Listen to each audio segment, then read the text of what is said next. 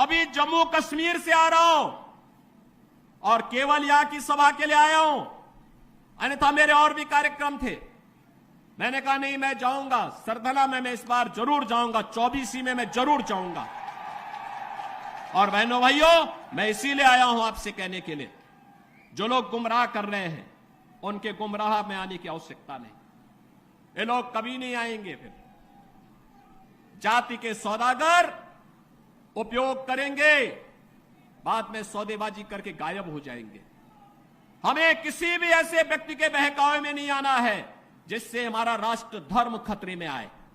याद रखना, इस देश के राष्ट्र धर्म को हमेशा खतरा जब भी आया है, इन्हीं लोगों के कारण आया है जिन्होंने जातीयता के आधार पर समाज के सामाजिक ताने बाने को छिन्न भिन्न किया है, हमेशा छिन्न भिन्न किया है। और बहनों और भाइयों, मैं आपको इस बात के लिए आश्वस्त करता हूं कि कोई माय के लाल बाल बांका नहीं कर सकता है। सुरक्षा की इतनी पुख्ता व्यवस्था हमने की है यूपी के अंदर। आज आप देखते होंगे बड़े बड़े दुर्दांत माफिया और अपराधी किस कदर उनकी दुर्गति हो रही है। आप देख रहे होंगे, जिनके नाम से ही लोग कर्फ्यू जैसा माहौल होता था, आज उनकी दुर्गति क्या है, हर व्यक्ति देख रहा है।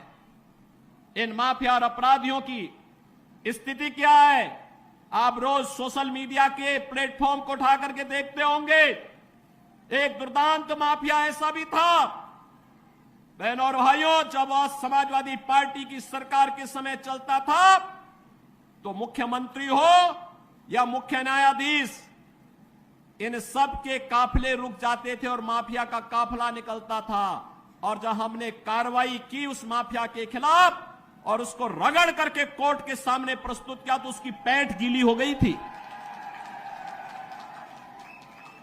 उसकी पैंट गीली हो गई थी। और तब हमने कहा था, उस समय उसको हमने कहा था, कानून को रौंदने वाले, आज कानून कितना बड़ा होता है यह एहसास हो रहा है कि नहीं हो रहा है। और निर्दोष लोगों को मारोगे तो मिट्टी भी नहीं मिल पाएगी। और बहनों और भाइयों, इसीलिए मैं आया हूं आपसे कहने के लिए,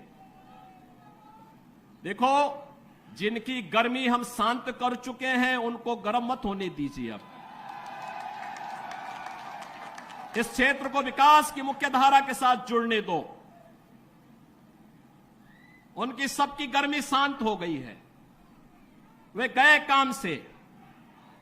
और इसीलिए मैं आप सबसे अपील करने के लिए आया हूं कि पूरे देश की एक आवाज है, पूरा देश एक ही स्वर में बोल रहा है। और वह बोल रहा है कि फिर एक बार मोदी सरकार, फिर एक बार